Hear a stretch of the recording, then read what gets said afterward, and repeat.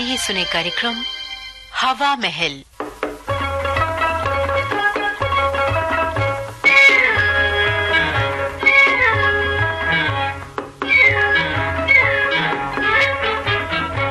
हवा महल में आज सुनिए झलकी चंद्रमोहिनी। इसे अमृत कश्यप ने लिखा, निर्देशक गोपाल सक्सेना।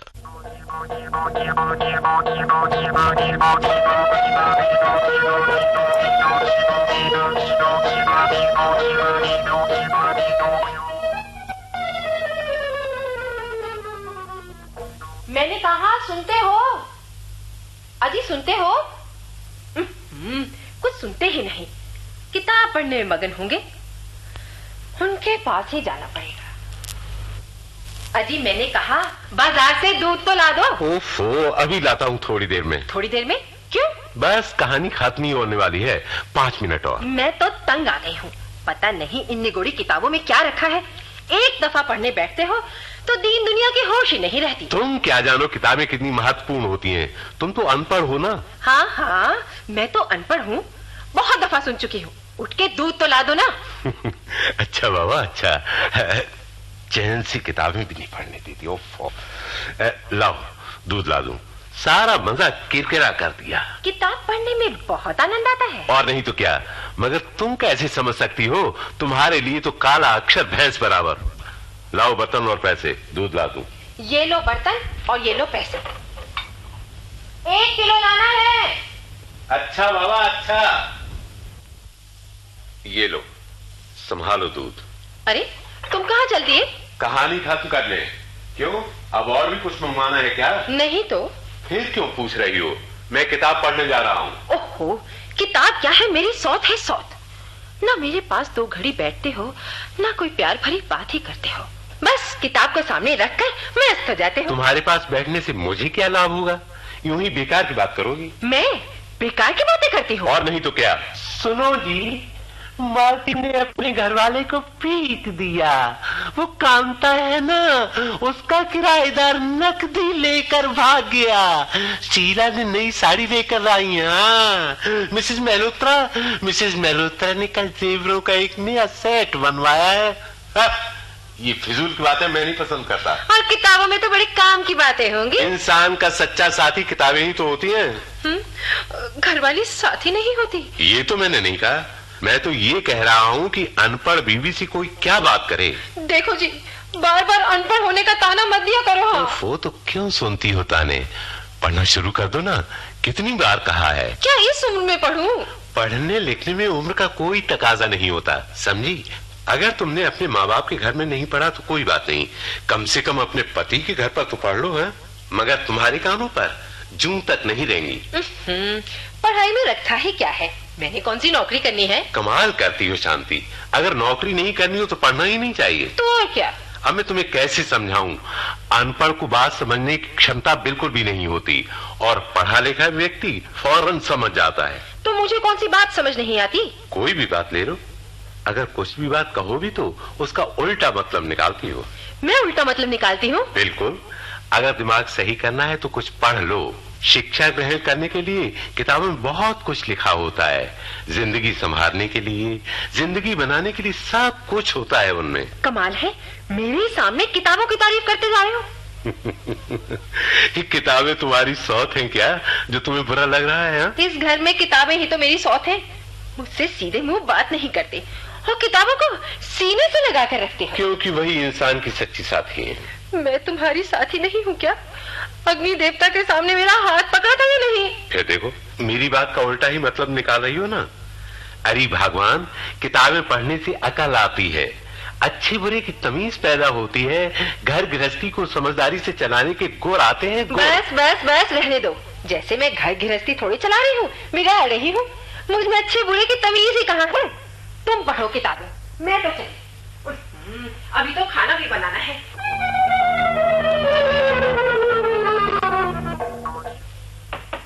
चिट्ठी ले लीजिए। चिट्ठी आई है? कहाँ से आई होगी? क्या लिखा होगा? किससे पढ़वाऊं? ये तो दफ्तर गए हैं। पड़ोसन को बुलाती हूँ। अरे शीला, ओ शीला। क्या बात है आंटी? मम्मी तो बाजार गई हैं। अरे पिंकी, जरा चिट्ठी पढ़वानी थी। तो मैं पढ़ देती हूँ। अच्छा अच्छा, तुम ही आ जाओ। अभी आई।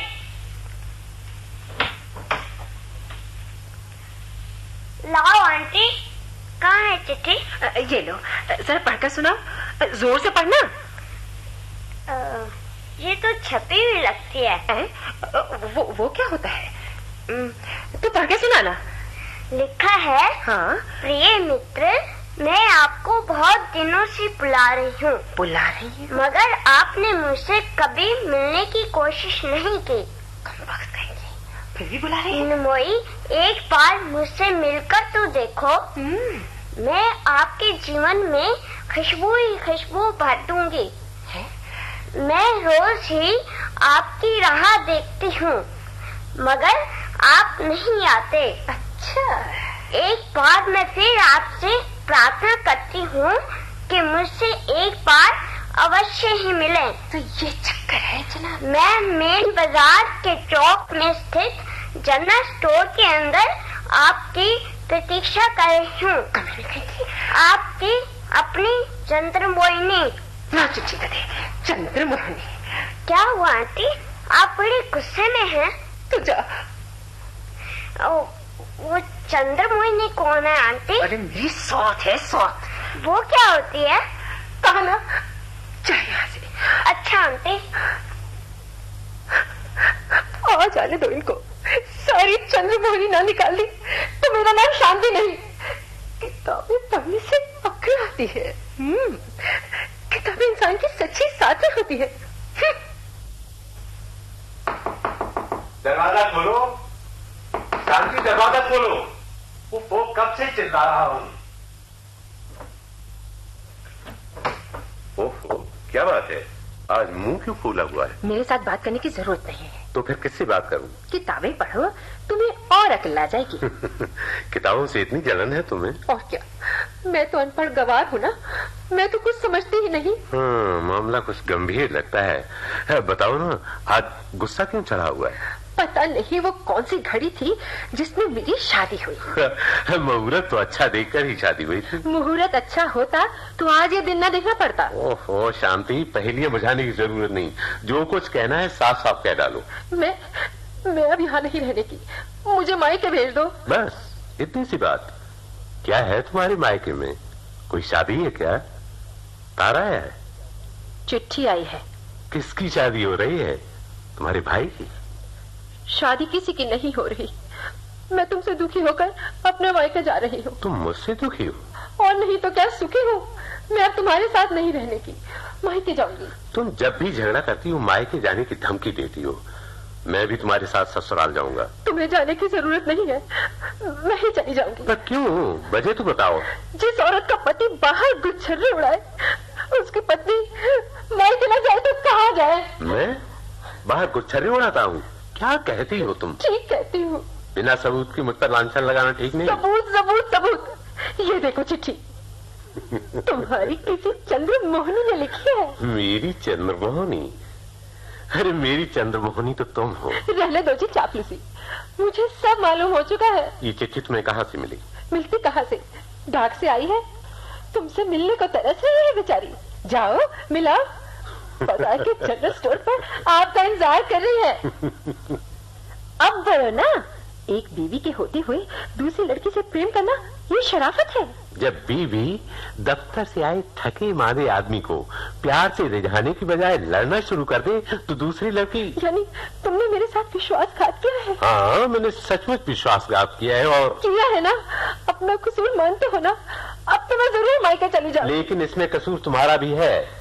जब तुम मुझसे प्यार नहीं करोगी तो मैं दूसरी लड़की की तरफ तो। यही कुछ सीखा है तुमने किताबों से? यही लिखा है ना किताबों में? ये चिट्ठी किससे पढ़वाई थी? पिंकी से। हाँ, शाम को मिल ही आऊँ चंद्रमोहिनी से। हाँ, मैं नहीं जाने दूंगी। मुझे रोक भी कौन सकता है? मैं रोकूंगी तुम्हें। अच्छा चलो, दोनों चलकर मोहिनी को ले आए। हाँ, उसे घर में लाओगे एक बार? मेरे होते हुए? ओफो, एक बार देख तो लो अच्छी है या नहीं। अगर तुम्हें अच्छी लगेगी तो ले आएंगे। अब मैं क्या कहूँ तुमसे, तुम इतने ढीठ भी होगे। मैं नहीं जाती थी, कसूर भी करते वो शर्माते भी नहीं। अरे जब चंद्रमोहनी मुझे बुलाते हुए नहीं शर्माती तो मुझे क्या?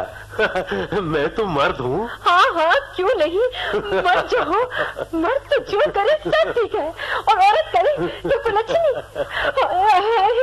मैं तो बर्बाद हो गई। रोना बंद करो। शांति, मेरी बात सुनो, मेरी बात शांति से सुनो। हाँ। मैं कुछ नहीं सुनना चाहती। ओहो, सुनो तो सही, मेरी सिर्फ एक बात सुन लो। क्या है? तुम मेरे साथ जनरल स्टोर तो चलो। नहीं, मैं नहीं जाऊंगी। देखो शांति, मैं उस चंद्रमोहनी की बच्ची को तुम्हारे सामने वो फटकारूंगा कि आगे से मुझे बुलाने का नाम नहीं लेगी। मेरे सामने उसे डांटोगे? तुम्हारे सामने ही उसे वो मजा चखाऊंगा कि सारी उम्र याद करेगी। नहीं, मैं नहीं जाऊंगी। ओहो, चलो तो सही। नहीं ना। प्लीज चलो, आओ आओ।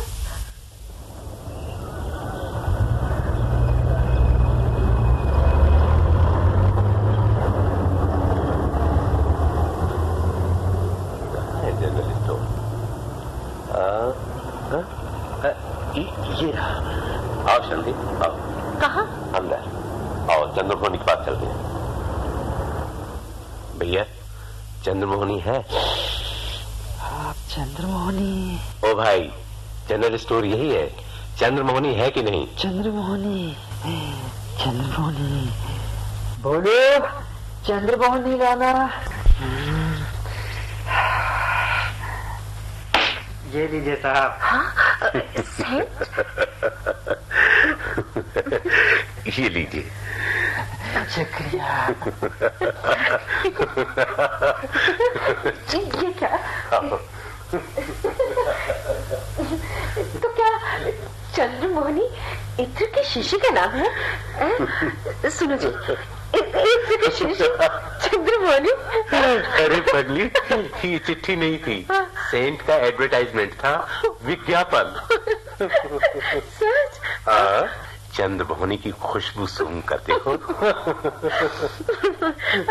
मैं कितनी पागल हूँ। अगर तुम पढ़ी लिखी होती तो इस चिट्ठी को जरूर पहचान लेती। हाँ? सुनो जी, मुझे आज ही से पढ़ाना शुरू कर दो। बहुत अच्छे, बिल्कुल ठीक। अब अकल ठिकाने आई ना।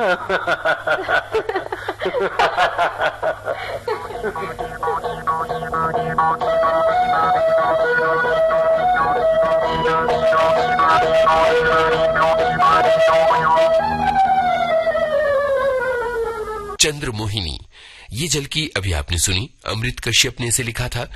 गोपाल सक्सेना का निर्देशन था। प्रस्तुति आकाशवाणी के दिल्ली केंद्र की थी।